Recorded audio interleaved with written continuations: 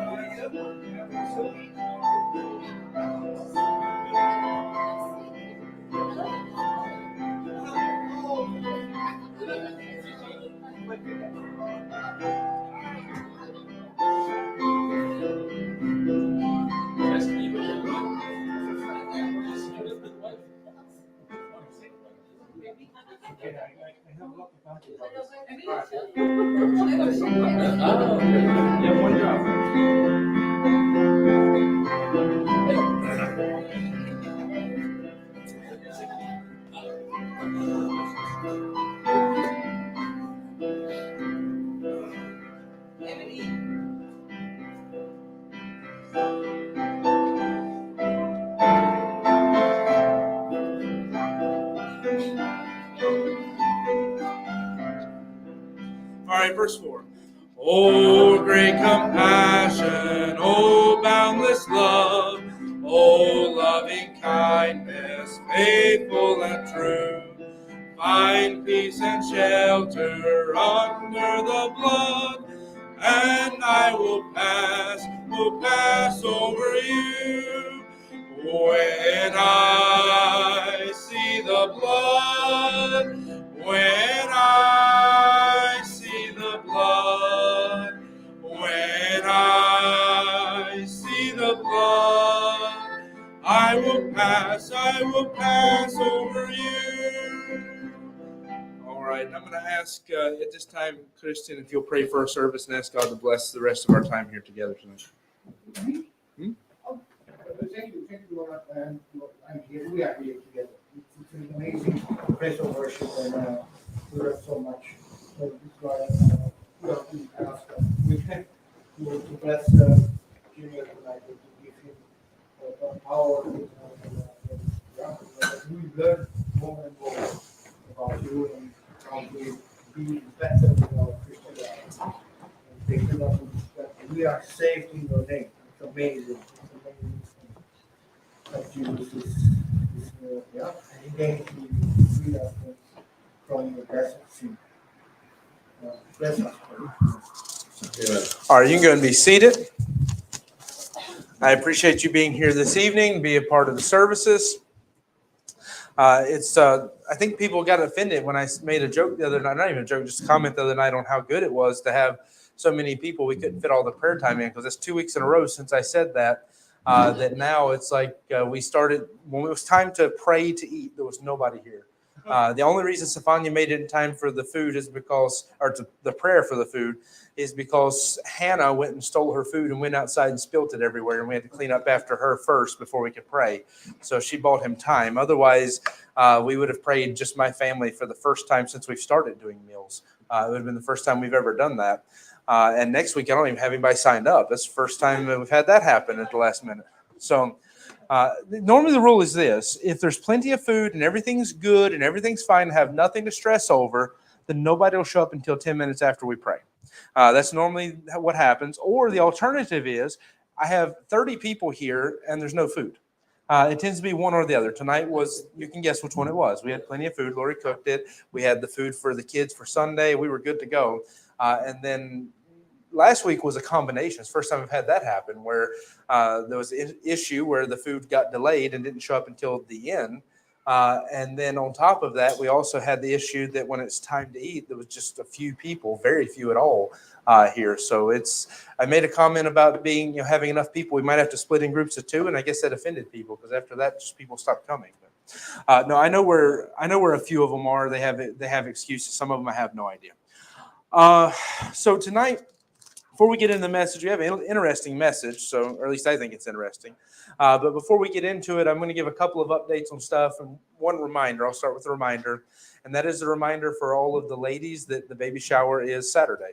So the baby shower for Rebecca is Saturday, so all the ladies who want to be a part of that and come out and enjoy the time of fellowship, be sure to be here Saturday at 6 or earlier. I don't know what you are planning. I don't know if you have people planning. You're decorating on Friday, right? You have help? Roxandra, if anybody else wants to help, her and Roxandra are decorating Friday evening, I think, at 4. Okay. So I'll put that out there into the world. If any other ladies want to help them decorate, her and Roxandra are going to decorate on Friday evening. Again, baby shower decorating is for the ladies, so none of you fellas, it means nothing for you. The only thing this means for you guys is if you want to bring a gift and you haven't done it, you can still do it. You can bring it Sunday or whatever. But other than that, this is all for the ladies. It's like when I'm announcing men's meetings, it just goes over their head. They don't pay no attention. Same thing about this for you. It's like announcing a ladies meeting. But that's Saturday at 6. And then the update on stuff is about the building that I did get the compromise made.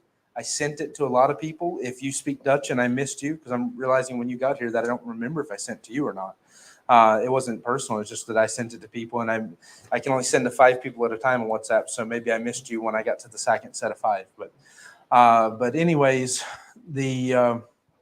I sent it out. If you want to see it and I haven't sent it to you, you speak Dutch, or you just really like Google Translate and reading legal documents, I'll still send it to you. But it's big. It's like 9 pages long because it's an actual compromise. It's like what you would sign if you were signing with a realtor. I just took it and translated and repurposed and did everything I needed to make it suit our needs. I was very favorable to us.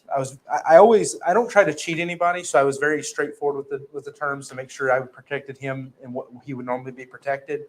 However, because the compromise is not my thing, it's his thing. He's the one who wants us to sign it and get in the building as soon as possible so that he can get a little bit of money up front.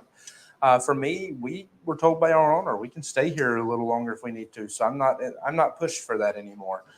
So because of that, I was very favorable to our side in the compromise, because if he wants me to get out of my comfort zone and risk going in before we sign an actual official bill of sale, then this is what it cost. And the terms for me are very steep on his side. He has to pay if the deal falls through.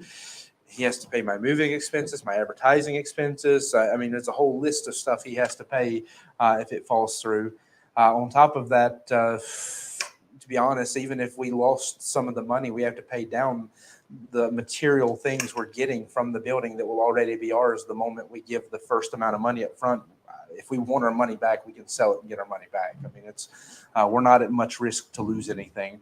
And the contract also says that he's obligated to rent to us as long as we're willing to rent the building to us at the continued amount of $2,600, assuming we also want to do that. So even if we somehow manage not to buy it, he then would be in a really tight spot because he has to rent it to us for however long until the loan's paid or whatever.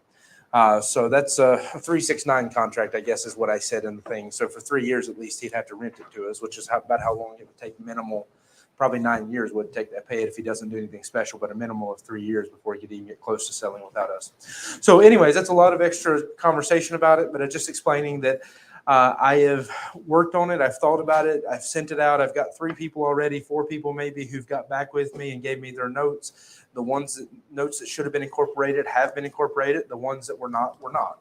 But I've made some changes and adapted it already. Still waiting on my 2 actual accountants who specialize in this kind of stuff to hear back from them because they're busy with work today. And I just sent it out late last night. But once I get from them, at least, I will be looking to send it for the notary to look over it and for the owner of the building to look over it.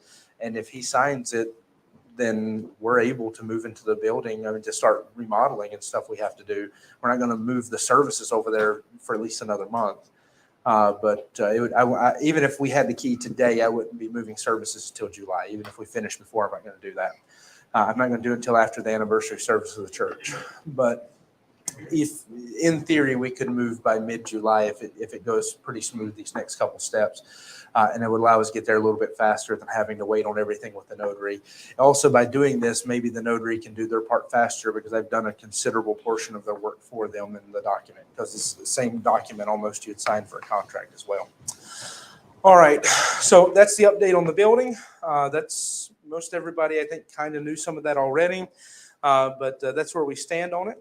I also want to mention is I didn't get to give this as a prayer request for people to take with them, but I'm going to ask you to pray for Dr. Seabury. I've been mentioning him quite a bit lately. I finally got to speak with him, and I was very impressed to actually get to talk to him. I don't want to sound offensive what I'm about to say, but I have a very bad experience when I talk to what is typically referred to as a national pastor. And what I mean by that is, like, when I have somebody who calls me from some random country anywhere in the world that tends to be a poorer country, which Kenya's not really a poorer country, it just depends on where you live in. It's like anywhere.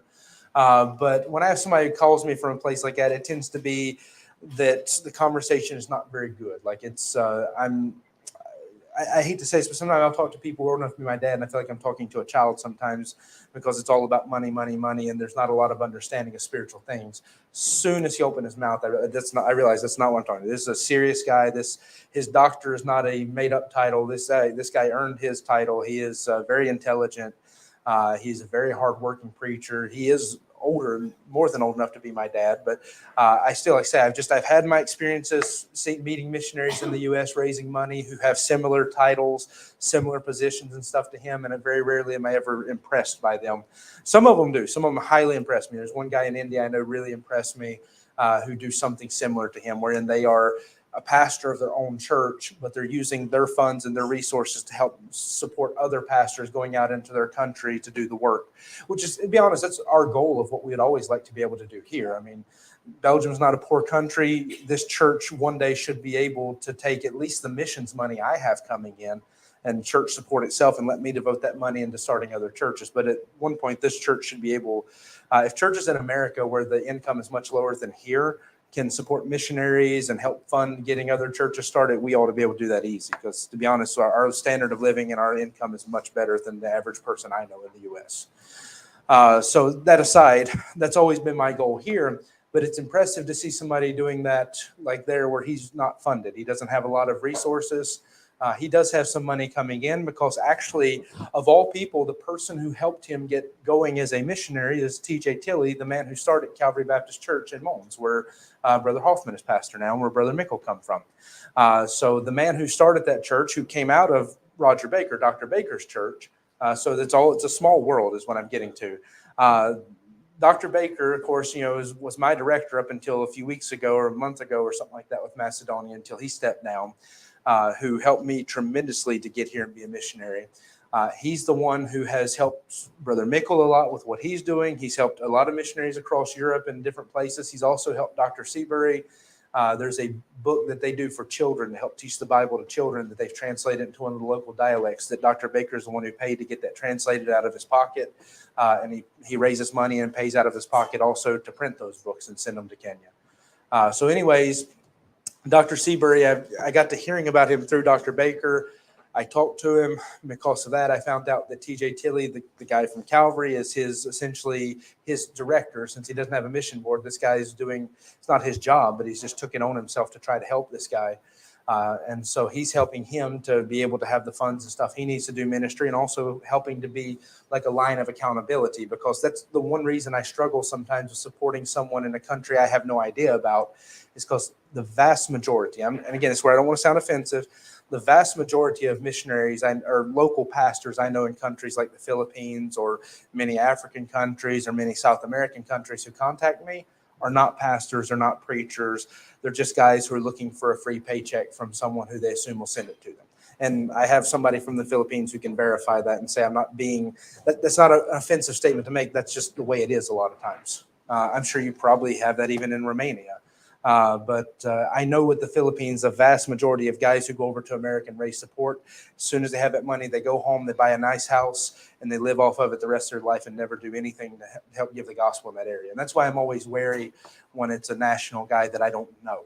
Like if I know him, it's different. Or if somebody I know knows him, it's different. And that's the only reason I opened up to this Dr. Seabury guy.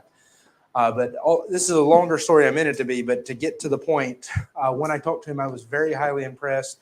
He sent me pictures of their ministries, told me about all the different ministries they do. And I look at it, I was like, well, that's the kind of stuff I want to do. I know he's older than me. He has a lot more time in ministry and a lot more resources in terms of people, which is the most important resource, more than even the money. But the stuff that I want to be doing, getting guys trained up in planting churches, all this kind of stuff, he's doing it. He's the one I shared the other Sunday morning that the government has opened up and told him you can go to any school, any jail, any college, whatever you want, you can preach. And so he was sharing with me, they do ministries where they'll go to villages out in the middle of nowhere in Kenya that people have never seen a movie, like a cinema type movie or something in their whole life. And they'll set up a big projector and a screen, and they'll play a video that explains about the cross and shows like the story of Jesus. And I've heard of it, but I've never seen the video in particular he's talking about. But he says when it gets to the point where they're crucifying Jesus, they always stop it. And the people start asking, why are they doing that to him? And then they use that as an opportunity to preach the gospel. And they see lots of people saved through that. He says church planting, they go in and they'll find a local pastor or a local guy they lead to Christ. They train him up as a pastor. And eventually through him, they plant a church and let him be the pastor of the church in that area. And so, like I say, there's a lot of ministries that he's involved in that he does there. That he goes to schools, prison, jails, all that stuff, as you would assume from my earlier statement. And then his church, I showed Lori a picture of it. I've seen the outside of it. I've seen pictures before, but it's just a big, long cinder block building with nice windows. The building is not nice, but the windows are very nice. But the building is just a normal, like a building like here, we would build it to store our tractors or something in. But it's like a big, long cinder block building with a metal roof on it. And I would not even want to imagine how many people are in that building. It has to be over that 2,000, 3,000, something like that, people crammed in that building in the pictures that he sent me. It's a huge amount of people there just in the one church. And he's helping churches all over the country like that. And actually, he shared with me, I didn't know this, but Tanzania, he helps pastors and churches. South Sudan, it's like 7 countries close somewhere in the, I don't want to say close to Kenya because none of those are very close to Kenya that necessarily, but countries in that direction of the world, I'll say. There's like 7 different countries that he ministers in. So I'll probably put together something with those pictures and send some out to people so they can see it. Maybe some videos he sent me and stuff. That way our church can pray for him, because we agreed we'll take on 2 missionaries. We already knew up front who one of those would be. We have the ability to support another. And so I'm not pushing him on the church, but I am putting him before the church to pray about it and see if maybe it's God's will that we can support him, because I do have an easy way to get the money to him. So it's not like it'd be difficult to do that, and we can help with that ministry. But that's somebody to pray about and consider. So that's why I'm putting it out now. I'm talking about it and explaining everything.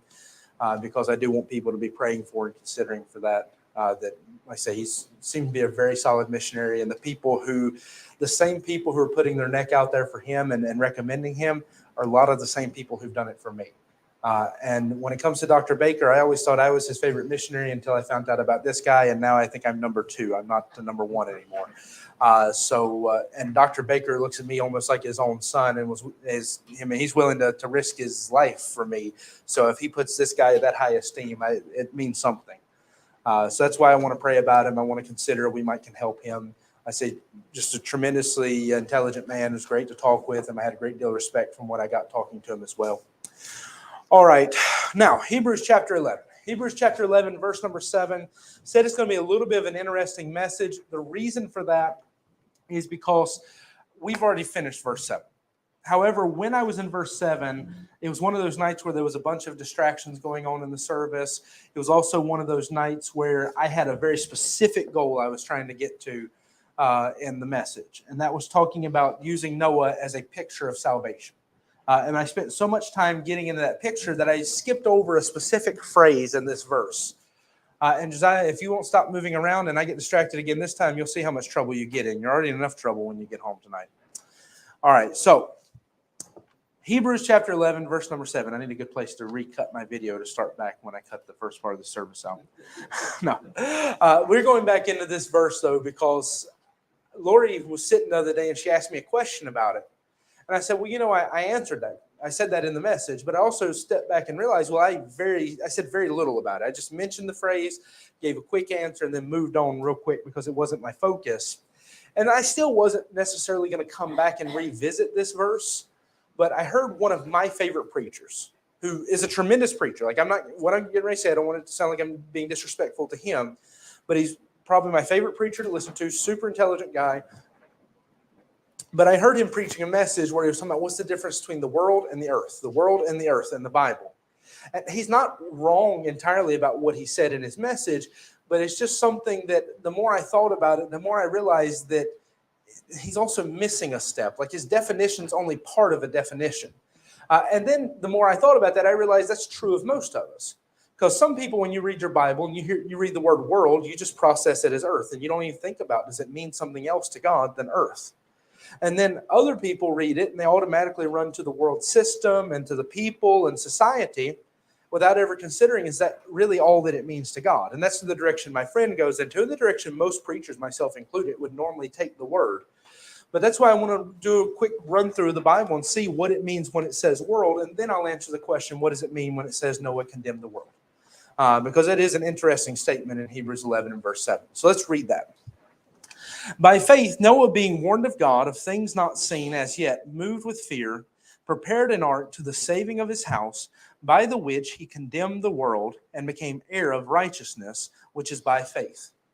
The reason why it's a strange statement to us is because we don't think of Noah as condemning the world. We think of him as saving his family, but Noah is a preacher of righteousness. It's not like the stories and movies and stuff that have come out over the years. I don't even remember the movies. I didn't watch it, but I know there was one that come out sometime before I ever come here, I think, where it was a big Hollywood version of Noah. And the whole point, because this was the big protest, was that he was trying to fight the people and keep them off of the ark. It's like, no, he preached for 120 years for people to turn to God. I don't think he was fighting them to keep them from turning to God. He gave 120 years of his life as a preacher of righteousness according to God. So Noah wasn't fighting to keep people off the ark. So it's a strange idea when God says he condemned the world in building the ark. But I want to understand what God means by the world first, and then we can try to look at what it means Noah condemned the world. Because it is interesting to me that there are some verses where it's very clear your doctrine depends on what you understand in this word. I mean, I was going to get to them last, but I'll throw a couple of them out to you real quick.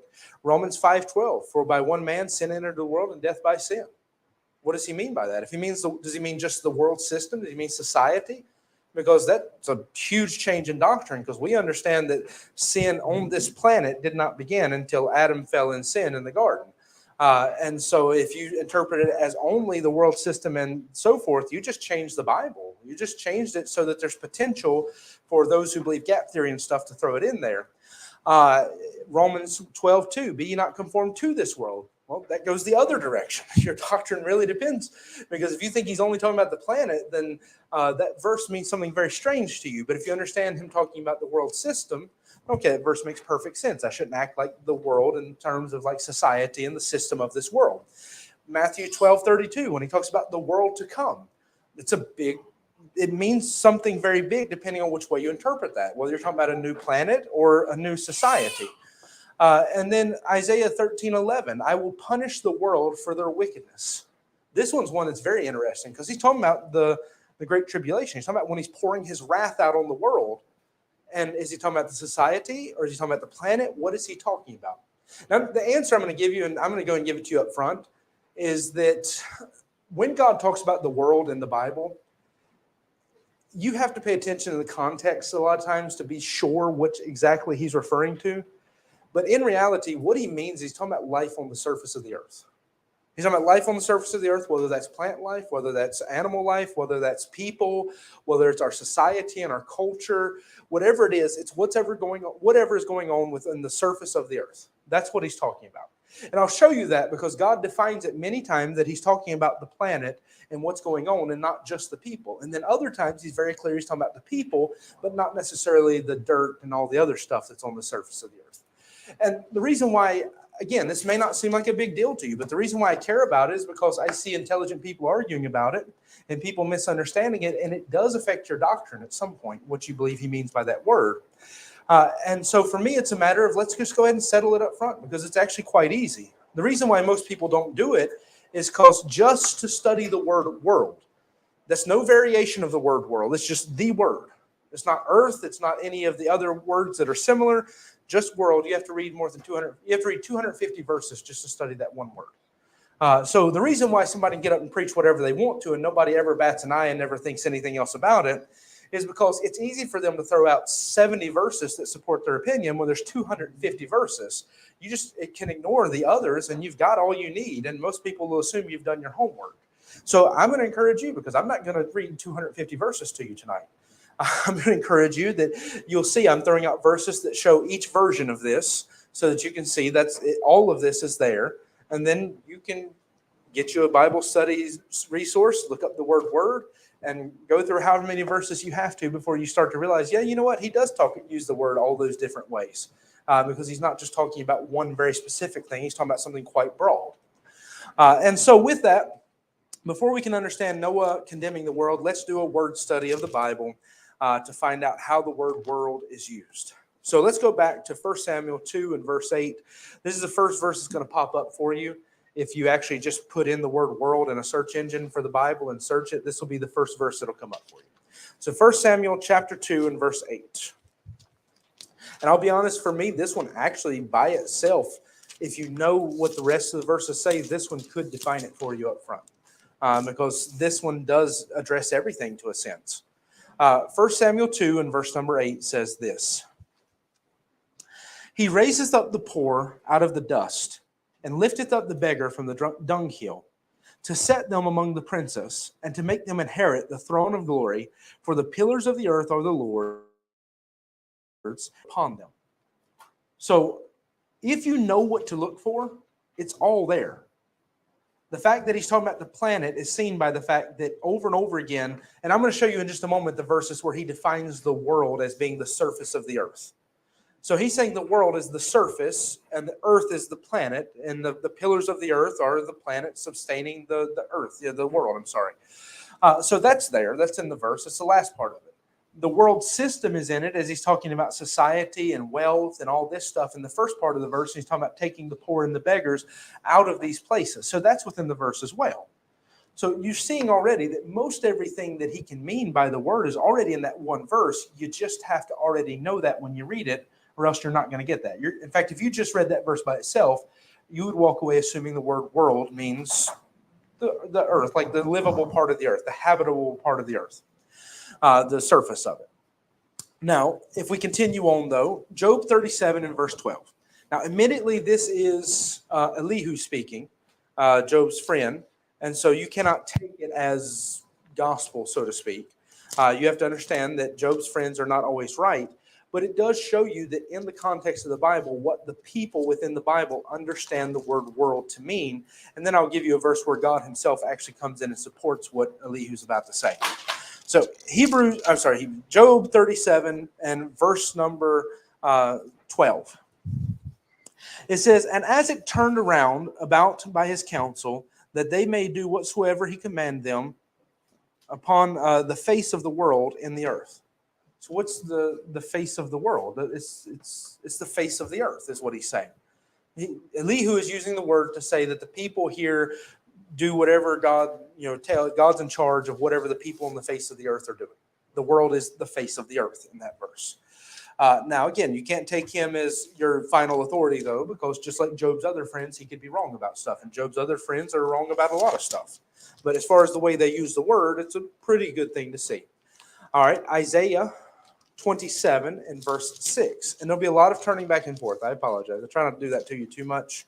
But tonight, this Bible study is going to have to actually be a Bible study. Isaiah 27 and verse number 6. He shall cause them that come out of Jacob to take root. Israel shall blossom and bud and fill the face of the world with fruit. So you think about it. If he's just talking about society, you just saw two people use the word, and God also, going back to Samuel. Of course, this is God speaking, His Holy Spirit. But you saw 2-3 times where God or someone has used the word to talk about the surface of the earth, the face of the earth as being the world. It's the crust. It's the part that we live on. It's the habitable part of the earth. So that's 3 times you've seen it. So anybody who says that it cannot mean anything but the world system and society, the people and so forth, and you're not used to this because I don't preach that to you. So you may be sitting here tonight thinking, well, why do we care? Because I don't preach that to you. But there are preachers out there that if you get a hold of them, they do preach that to you. And so I'm warning you before you get there. And so you see that God uses the word to say that.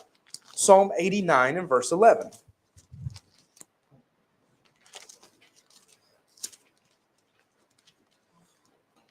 Psalm 89 and verse number 11.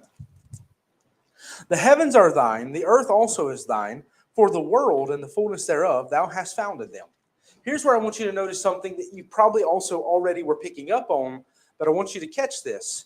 God does not use the word earth and world synonymously.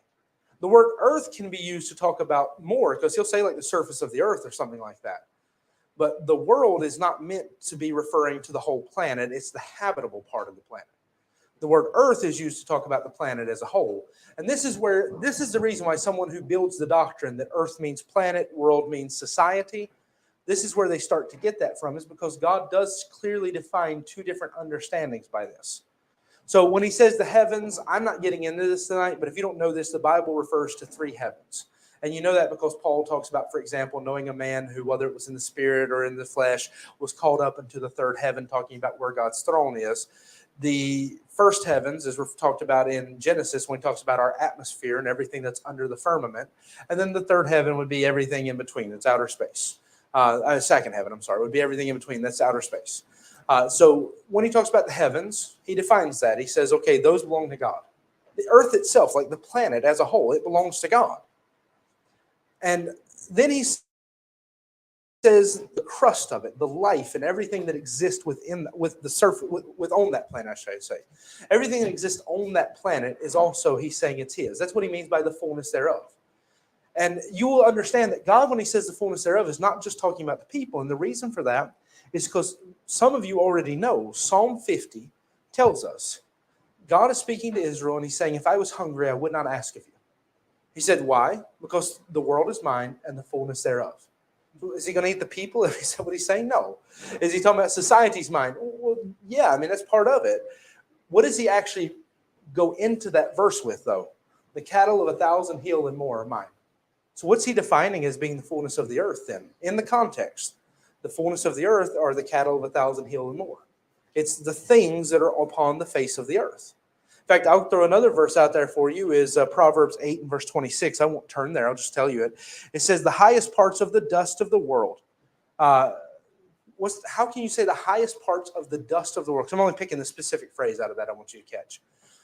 How can you define the highest parts of the dust of the world as being people? Now, I know from the dust we came, from dust we'll return, but that's not what he's saying in that context. He's talking about mountains. He's saying the highest parts of the earth are the mountains. If unless you really want to get crazy and try to make it say something it doesn't. So he's saying all of the surface of the earth, the highest dust on the mountains, everything that belongs to him. So what God's defining for us, I'm getting ready to run through a list of verses where God defines that there's a difference in his eye between the planet as a whole, the habitable part of the surface, the heavens, and so forth. And the reason why that matters is because you have to understand something. While God doesn't get into a great deal about some of the things we would like him to, God does talk enough for us to understand some things about the planet we live on. For example, hell's in the heart of the earth. If hell is in the heart of the earth, as the Bible says, because it does say that, it's very clearly defined in the Bible. 3 days, so 3 days and 3 nights, so shall the Son of Man be in the heart of the earth. It's in the heart of the earth he's talking about. If God can say that to people in China and people here and people everywhere, then the heart of the earth has to be in the center of the earth. It has to mean what the word should definitely mean, which means if it's this shaped, over here and over here can't say the heart of the earth is in the same place. It's not the same to everybody. But if it's this shaped, then the heart of the earth is always underneath the feet of every person. Well, so when he says he descended to the heart of the earth and so forth, it makes sense that way. So God gets into those things and he discusses that for us and he shows it to us, but that's not why I'm in this message. I mean, there's some interesting stuff and all of that I can show you from the Bible, but in the end of the day, the reason why I care about this is not because I'm going to argue with you about those kind of things. It's because of the fact that what you define when you say words in the Bible, what that means to you changes doctrine. So your personal opinions about certain things, I don't care about. We're not going to argue about it. It's not a problem for me. I'm not going to get up here and preach them. I'm not going to teach them because they're not my opinions.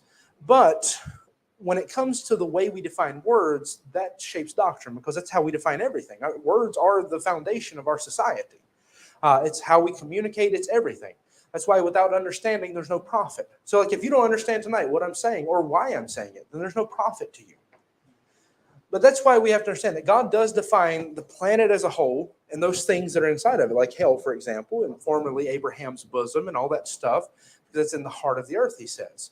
You understand that. Those things are not considered to be part of the world, so to speak, because they're not the habitable part. They're not the earth, the surface, sorry. They're not the surface of the earth. But the earth itself is containing all of that. So it's really a simple thing. Like if I talk about your car, I talk about everything that's in your car. If I talk about your bicycle, I talk about everything that's on. I don't have to define, this is the chain, this is the pedals, this is the wheel. If I say bicycle, you get that I mean all of it. But if I'm only talking about one piece, then I need to use that word. I'm not going to say bicycle, you need to change your bicycle if I mean you need to change your tire. I need to be specific. And so when God gets specific, we have to be sure that we understand why and what he means by that. So there's the difference between earth and world. You're stepping down. Now, earth describes everything broadly. World is when you start describing the habitable part of it and the surface and so forth and what's on there, including societies. Because I don't want people to think I'm against saying it means society. That's why I started by showing you there's verses that has to mean that. When God said, for God so loved the world that he gave his only begotten son, that whosoever believeth in him should not perish but have everlasting life, he didn't mean the planet. God was not an environmentalist who said, I love this planet so much, I'm going to give my son to die on a cross for it. He was talking about the people and the systems and all that stuff that are there. Not even the systems, I should say. Let me take that back. He was talking about the people. And so you see that when he talks about the world, it does matter that you understand that. Both sides of it, though, is true. So Psalm 90 and verse 2, while we're still here close by. Psalm 90 and verse number 2. Before the mountains were brought forth, or ever thou hast formed the earth and the world, and from everlasting, even from everlasting to everlasting, thou art God. So think about what he just said. Of course, earth and world are defined as two different ideas in that verse. That's why I want you to see it. So God does use the word separately. But he's saying before God formed the earth, the planet and the everything that's in it, and before he formed the world, which is the habitable part, and you understand that those were formed at different times in a sense. Like the water was there from the beginning, but the earth was not the dirt. Let me say that so I don't get you the wrong terms here and get you mixed up. The world, the dirt of the world, was not called forth out of that sea until what about the third day when he put the plant life on it? So, you understand, God formed those at different times. It's not even strange that he would use different terms for them because they weren't even formed on the same day. The earth and everything it contains was made one day, and that included the land. But the land was not called forth from the sea until a few days later. So the fact that God uses the terms differently is not strange, but I also want you to notice the way he says it here in the verse, that he formed them. So yes, you can say God formed society because God formed the foundations of society, like the family, the home, and all of that. He puts governments in order. He says all of that. But in the context, it's very clear he's not talking about that when he says this. He's talking about the habitable part of the planet that we live on. All right, so Isaiah 34 and verse number 1.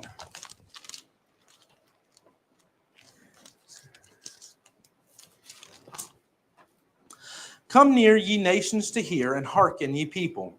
Let the earth hear, and let all that is therein, the world and all the things that come forth of it. So all the things that come forth of the world. He doesn't say just the people, all the things that come forth from the world. So again, this is all the life, all the things on the planet. Trees, everything would be counted in that kind of idea. He's defining it as all the life on the surface. All right, then if we go even a little bit further, Jeremiah 10, verse number 12, there's actually two verses that say this. This is still showing you that the word is used differently. It's not, that God defines them as two different things when he says earth and world. Jeremiah 10 and verse number 12. And then we're not going to read it, but you also could read Jeremiah 51 and verse 15 because it says the same exact thing. Jeremiah 10 and verse number 12, you really want to be tricky, you can go read 51 and verse 15 while we read chapter 10 and verse 12. It says, he hath made the earth by his power. He hath established the world by his wisdom. He hath stretched out the heavens by his discretion. In the context, what is he clearly talking about? Everything else is the physical creation. It's the stretching out the heavens, which if you've never listened, we have a great discussion on that with Thaddeus Kuntz one time in a Q&A. But the stretching out of the heavens, which actually answers a lot of questions scientists have about the universe, like the stars and stuff. There's a really great answers found in that statement, the stretching out. But then you have also the fact that he talks about the forming of the planet and the world in that. So if we let the context define for us what he's saying, he's very clearly talking about the habitable surface of the planet. That at the same time he made the earth, he also made a place where we could live in and dwell upon this earth. And again, if you don't know why I'm dealing with this, it may sound strange, but there's purpose for it. So then finally, I could give you a bunch more verses, but I told you I'm not going to give you 250 verses tonight. Isaiah 14 and verse 21, I'll just mention, it talks about the face of the world. So again, it's the face of the world. It's the face of the earth he's talking about when he says that. Here's why it matters to me. One verse I'll give you why it matters to me. John chapter 1, verse 3 and verse 10. So two verses I'll give you, but one of them is the one that matters. John chapter 1 and verse number 3 says that all things were made by him, and nothing was made that wasn't made by him. It's a key doctrine to Christianity to understand that Jesus is the creator. And that because he is the creator of literally every created thing, there's nothing that's created that he didn't create. One of the things that shows you is that Jesus could not be a created being, because otherwise he would have had to create it himself. Because there's no created things, there's no creation that's not made by him. He is the creator of all of it. And so it's a very important verse. Well, if you went down to verse 10, he would tell you that the world was made by him. And in that context, that would change what verse number 3 means now. If he's talking about just the world and not every created thing, then it allows you to start changing some major doctrines in the Bible. But if we understand that when he says the world in verse number 10, he's still talking about creation. He's still talking about the planet, the universe, everything around. When we understand that he's not limiting it to society and people, then our doctrine's not changed in that verse. But when you start messing with the definition of the world and saying it can only mean societies and systems and peoples and all this stuff, that verse gets changed. That verse starts to take on a new meaning, and because it takes on a new meaning, the context starts to take on a new meaning as well. And it starts to mess with some major doctrine. As anybody's been part of our Bible study alone will know that John chapter 1 is one of the most doctrinally rich chapters in the entire Bible. And that's why I'm very quick not to like it when somebody starts playing with doctrine that's going to affect John chapter 1. Because it's a key verse to key passage to Christianity. Now that I've established, though, that it does talk about the habitable surface of the earth, at least I think I've given you enough for that. Again, I'm encouraging. If I didn't, 250 verses, by the time you get through the Old Testament, I'm pretty sure you'll be fine. I don't think we'll have any questions anymore. But 250 verses, And you can go through it and you can look for more. But let me show you that he does talk about the people, though, because I don't want somebody to think that I'm saying that's not what it means. I'm saying that anything that you could mean when you talk about the life on the surface of this planet, the surface of the planet and the fullness thereof, that's the life. That's the people, the societies, the kingdoms, the everything that you can put, the plant life, the animal life, everything that's on the surface of this planet, everything between the firmament and the earth, the dirt beneath our feet. Once you get, I don't even know how many layers you have to get, how far you have to dig. I don't know. God didn't define that part for me. But I'll take it. We'll take it. anywhere between the firmament and so far down, wherever the foundations of this world, the surface are. So I don't know, maybe tectonic plates if you want to get scientific. But wherever the foundations are, by the time you get there, God says all of that, somewhere in all of that is the world. Whatever life exists within all of that. So that's why for me it'd be habitable. Like wherever your line is of where habitable surface is, that's probably where your line is. When it starts getting uninhabitable anymore, once you get so deep down, you've probably passed what God defines as the world. But I want you to understand that it does matter. You also include with this societies and kingdoms and all that stuff, that we can't throw that side of the definition away either. Because most of the time in the New Testament, God is using the word to talk about that. Most of the time he is talking about societies, he's talking about peoples, he's talking about the life here on this planet, not the habitable surface as much as the life that is inhabiting it, because that's the part he cares about more than the dirt. He cares far more about you than he does the dirt that's on the surface of this planet. And so with that, I want you to look at just a few verses with me. Psalm 17, verse 14 refers to the men of the world. I won't make you turn there because I'm running short on time. But we'll go to Psalm 22 and verse 27.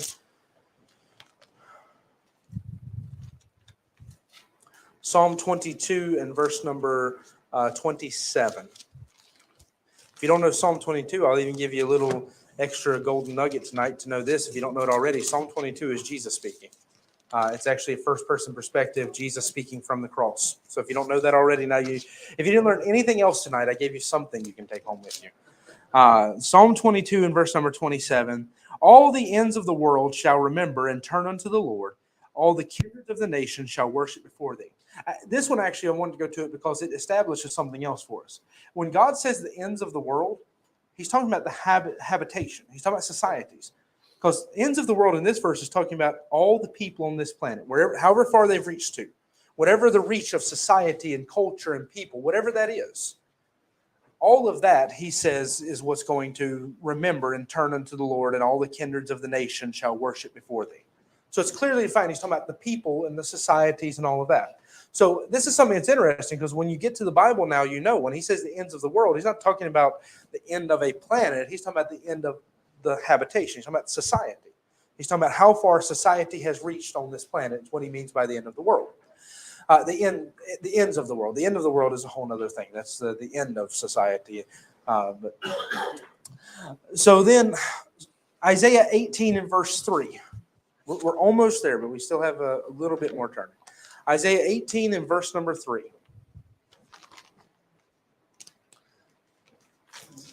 When Lori told me her mom was here, she didn't have to translate tonight, I said, I feel sorry for you. Now you know why.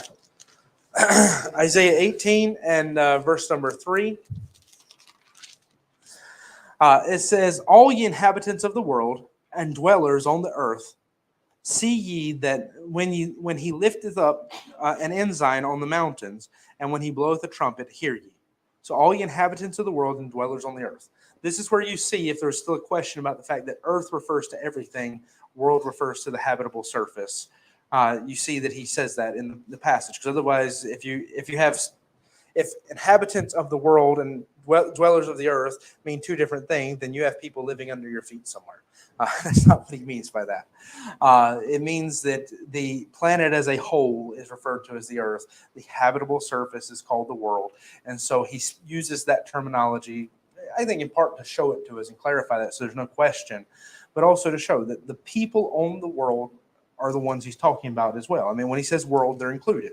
And I'll go back to my illustration I've used 100 times for what it means when we talk about being in Christ.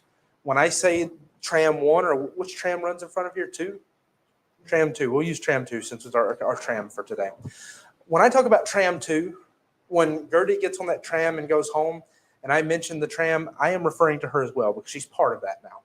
She's on that tram and she's riding there and she's going to go. Anybody else who happens to be riding that tram, I assume Leah might be on it as well. If not, whatever bus she may be on. When I refer to that bus, I'm referring to all.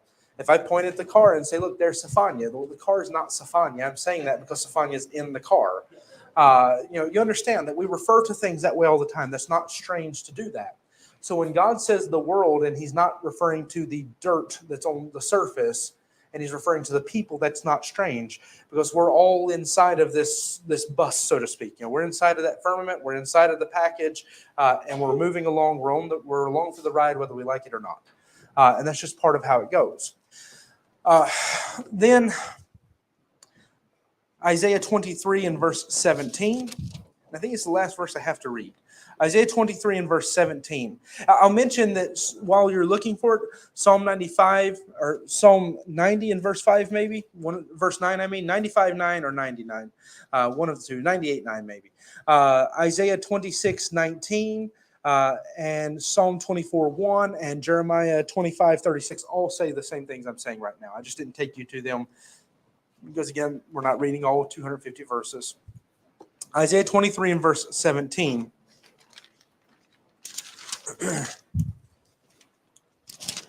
says, and it shall come to pass after the end of 70 years, the Lord will visit Tyre and shall turn to her hire and shall commit fornication.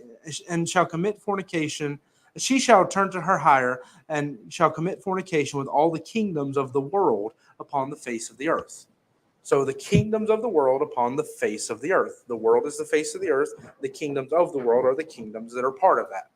So you're seeing by this point that when God says world, you have to pay attention. You can't just assume that it means societies, it means kingdoms, it means people. You can't assume that it means the planet. So to get up and preach a blanket statement to you and say that it only means planet would be a lie. To get up and preach to you that it only means the societies and peoples and cultures would also be a lie. It means the surface of this planet and all that inhabit it, all the life that is there upon it, everything. That's what he means by world. But when you get to John 3:16, for God so loved the world, well, we know what he means by that. He's not talking about the animals. He's not, because he didn't redeem them.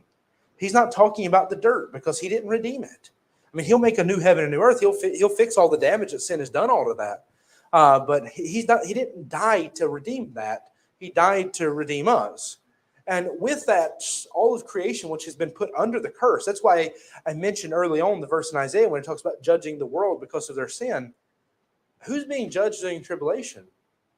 Well, I mean, it's easy to say the people, but the planet's also being utterly decimated in that time. I mean, you have a planet that the drinking water has been poisoned, the air has been, everything's being poisoned, the trees are being burnt off of the surface, but also the people are being killed. They're having boils, they're having all these afflictions.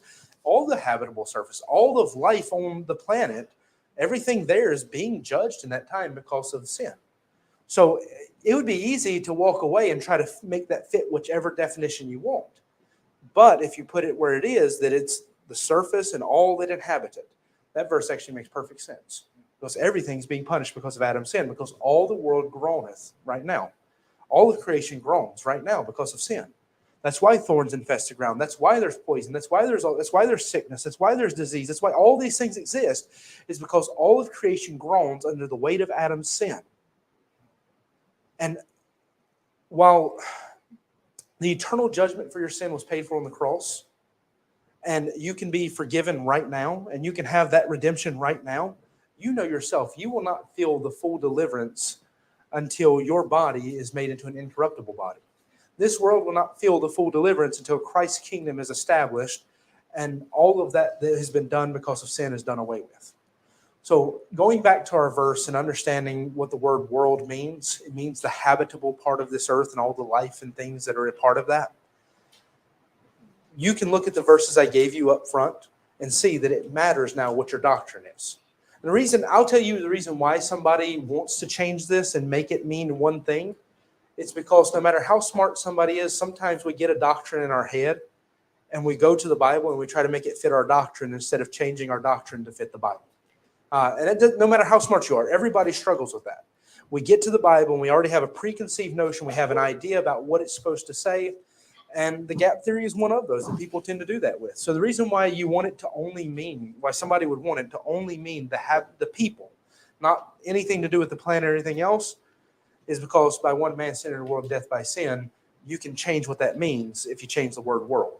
And you can start saying that there was people before Adam and that there was civilizations and societies and all this stuff that the Bible gives no teaching for, that goes contrary to the Bible. In fact, I didn't plan to attack the gap theory tonight, but let me say this. If anybody struggles with the gap theory, the reason why the world was without form and void, because that's the whole thing they build upon, is because the land was not pulled out of the sea until the third day. The context of the verse tells you why it was without form and void. It's not because God destroyed it and made it without form and void. It's because God made it. The land was under the sea because it was flat. I mean, not flat in that sense, but like there was no mountains, no lands called out, any of that stuff. It was just a ball and then another ball of water around. Or if you define it as flat, it can be as flat as you want. I don't care. But at the end of the day, whatever shape you want it to be, the water was overcovering the entire surface of the earth because the surface of the earth didn't have the shapes necessary to stick out of that water. God called them out, and that's when it had shape, and that's when he put the plants on it. Until then, it was without form and void for that very reason. It's not because God made it, destroyed it, and then had to fix it and make it again. When he says by one man sin in the world, death by sin, it means this entire habitable surface of this planet, there was not sin existing within it until Adam fell in sin. Now, let me be clear about something. I do not believe that means that the angels did not fall and the angels didn't fall until after Adam, because the devil was there to tempt Adam before. I believe that when we talk about the habitable surface and the life of the planet, we're not talking about spiritual beings and things that exist outside of this, because they're not part of Adam's kingdom and Adam's race and all of that. So I don't think they have anything to do with this conversation. So anybody who tries to run that direction also gets in trouble. All right, with that said, to answer the question, how did Noah condemn the world? Noah condemned the world because there was a world that was about to be destroyed and he turned his back on it. Not because he turned his back by saying, I don't care about you, you can die, but in the sense that Noah turned his back away from all habitable life and habitable surface, knowing it was going to be destroyed. He built an ark. He saved his family. The faith he had in God to say, I'm not going to sit here and be part of this society anymore. The faith he had in God to say, I'm not just going to be like everybody else and pretend that nothing's going to happen and ignore the judgment of God, saved his family. That's why he became heir of righteousness, is because his faith in God saved him. The physical act of building the ark justified his faith in the eyes of us, because it shows us that by turning from the world to God and putting his faith in God's promise to judge this world, that he must have believed him because he built an ark and he did it. So it justifies him in our eyes. But at the end of the day, it was his faith in God that saved him. And by turning his back on the world, he condemned the world. I mean, the world died. I mean, it's not like the habitable surface of the earth and all the life on it didn't get destroyed. And could Noah have saved them? No, he couldn't have done anything more than what he did. So if you think condemning them means that he was the judge who sat on the judgment seat and he's the one who decided to destroy them, no, that's not what it means. It means that when he turned his back on this world and he got in that ark and God shut that door and the rains began to pour, that world was destroyed and it died. It was condemned. Noah was not the chief architect of that, but he was part of the process. Because God, through Noah, preserved human life upon this earth and also animal life and everything else. So that through his family, God brought forth life once again on the world. But without that, it wouldn't, it would have all been destroyed. So if you're talking about what it means, the reason why I gave a simple answer the first time is because in all honesty, it's quite simple what it means. He was not the judge who decided that people had to die, but he at some point made a decision, I'm not going to die with them. And when he made that decision, I'm not going to die with him, I'm going to put my faith in God, he turned his back on the world and condemned the world in his eyes. Like to him, the world was dead at that point. He was no longer going to be part of it. He put his faith in God and he was following the Lord. And with that, he became an heir of righteousness. So it's a simple phrase. We didn't put a lot of time into it, but I saw a study there that you may not need it now, but someday you may need it, that will help you to understand next time you read the word world in the Bible or the word earth in the Bible, pay attention and ask, what is he talking about? Earth, you know it. It's straightforward. He's talking about the planet. When he says world, what is he talking about? He's talking about the people, the planet, life in general upon the habitable surface. What does he mean? The kingdoms, because you have to understand what he's talking about when you read those verses. Some of the most important verses in the Bible use that word. All right. Father, we thank you and praise you, God, for what you do. We pray that you watch over us, help us to serve you. We thank you, Lord, for your blessings and for your goodness. I pray, God, that you'd help us just to be faithful to you in all things. I pray that you give us wisdom, God. Just bless what's been said here tonight. Help us, Lord, to understand this about the Bible, how important it is to define words properly and understand what you mean by them. We thank you, God, for all these things. We ask it in your Son, Jesus' name. Amen. All right. I appreciate you being here to be part of the service. You can take some time to fellowship. You're going to be dismissed. And G, cut up that live stream.